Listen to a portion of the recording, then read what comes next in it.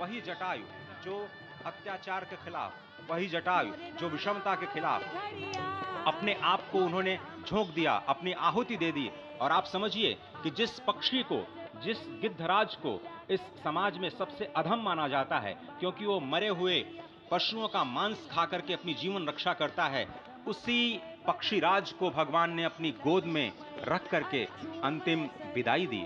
उन्हीं पक्षीराज को अपनी गोद में रख करके भगवान ने वो गति प्रदान की जो उन्होंने अपने पिता स्वयं श्री दशरथ जी को प्रदान नहीं की। वही दशरथ जी जो स्वयं भी मनु के अवतार कहे जाते हैं, वही दशरथ जी जिन्होंने 33,000 वर्षों तक नैमिषारण्य में तपस्या की, मां शत्रुपा के साथ और कौशल्या और दशरथ के रूप में अवतरित हुए भगवान श्री राम को कर्षित कर लिया उन्होंने, लेकिन भगवान श्री राम ने उन्हें वो गति प्रदान नहीं की। उन्हें वो गति प्रदान की जटायु को, उस जटायु को जो पक्षी होते हुए भी उस पक्षी की भी श्रेणी में सबसे निम्नतम श्रेणी में आता है, उसको भगवान श्री राम ने हरि का रूप प्रदान किया। और हरि का रूप जब प्रदान किया तो जटायु हरि रूप में होकर के भगवान श्री राम की स्तुति करते हैं। और संस्कृत में अध्यात्म रामायण में जो अद्भुत स्तुति जो जटायु जी ने की है उसका हम वर्णन करेंगे, लेकिन अभी आप जो तस्वीरें देख रहे हैं उसमें भगवान शिव का जलाभिषेक करते हुए, क्योंकि भगवान शिव माना जाता है कि नरेंद्र मोदी जी के इष्ट भी हैं और लगातार उनका जो लगाव है वो हमारे सामने आता रहा है। भगवान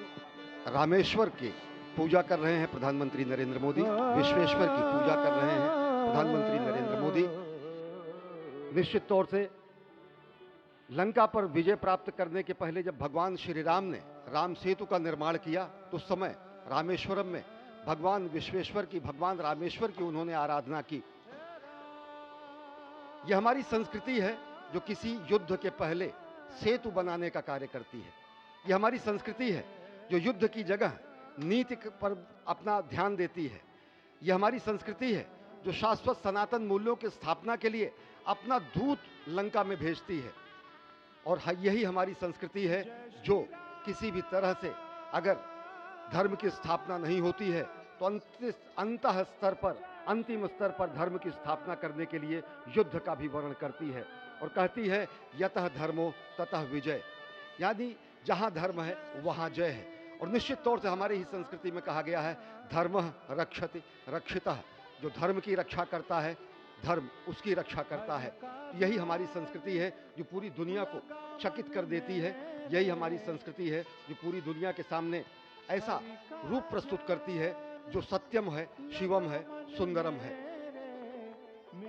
भगवान शिव ने के बारे में कहा गया है कि मैं आदि पुरुष निर्भयता का वरदान लिए आया भूपर, पै पीकर सब मरते आए, मैं अमर हुआ लो विष पीकर, अधरों की प्यास बुझाई है मैंने पीकर वह आग प्रखर, अधरों की प्यास बुझाई है मैंने पीकर वह आग प्रखर, हो जाती दुनिया भस्मसात जिसको पल भर में ही छूकर, भय से व्याकुल फिर दुनिया ने प्रारंभ किया मेरा पूजन, मैं नर नारायण नीलकंठ बन गया तो इसमें क्या संशय, हिंदू तनमन हिंदू जीवन हिंदू रग रग मेरा परिचय।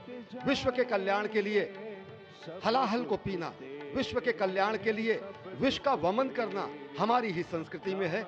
और ऐसे ही आराध्य देव महादेव की वंदना कर रहे हैं प्रधानमंत्री नरेंद्र मोदी।